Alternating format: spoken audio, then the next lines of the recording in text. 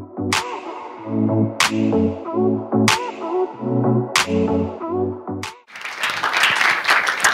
we're going to have a student come up and share his story about how he came to know Christ and has grown in his faith since.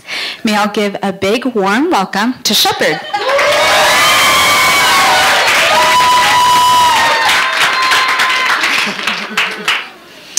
Shepherd, can you share a little bit about your spiritual background and what life was like growing up? All right, so I was born to strict Christian parents, but I was too young to know what was going on. And what actually happened is that my parents went from really strict to barely going to church. So I grew far from God, and I got involved with some really bad friends. I even tried some minor drugs. I was very impatient, very short-tempered, and I made fun of kids at school to a point where it could be even considered as bullying.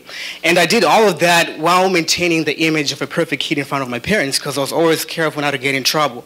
But behind closed doors, I was just a chaotic, selfish mess, and fake even.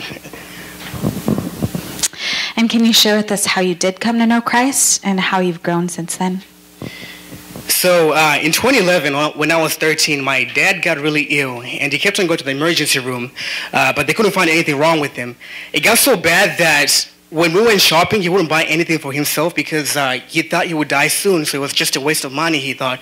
And so it was a really hard time. And then we started going to church, and he got prayed for, and I got to see him improve over such a short period of time. And that, for me, was God bursting into my life and saying, hey, I am real. I have power over circumstances, and not only that, but I want a relationship with you. So that just put a heavy conviction for my sin over me. I actually remember laying down on the floor in the house, just soaking up the carpet, confessing my sins to God, how bad I was, the awful things that I was doing. And it was in that moment that I truly gave my life to Christ and into following him. And then I started investing more time into my faith, reading the Bible, getting involved in church, and I got to see God transform me.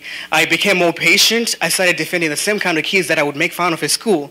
And I started cutting out the friends that I used to have, and they were not happy about this. One of them actually came up to me and he was like, hey, what happened to you? You used to be so cool, but now you're just lame.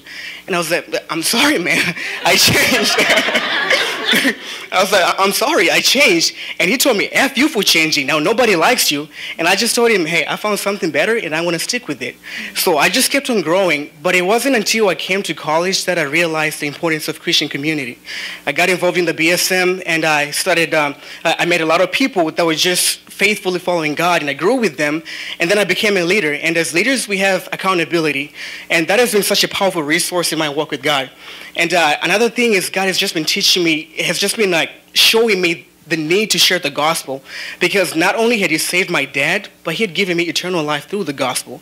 So I've just been feeling this need to share the gospel with other people, but I didn't know how to do that. Like, how do you walk up to a stranger and share the gospel with them, right? But hey, I went to impact training, and I learned how to do that. And so that's how it has been since I came to know Christ.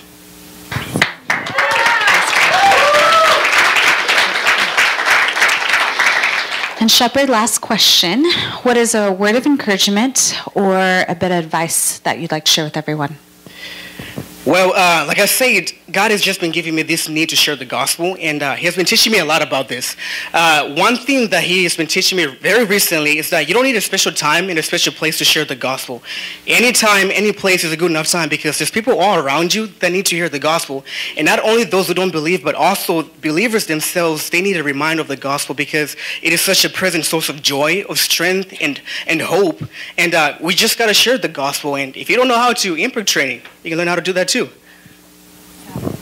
Can we say thanks to Shepherd? Thanks, Shepherd.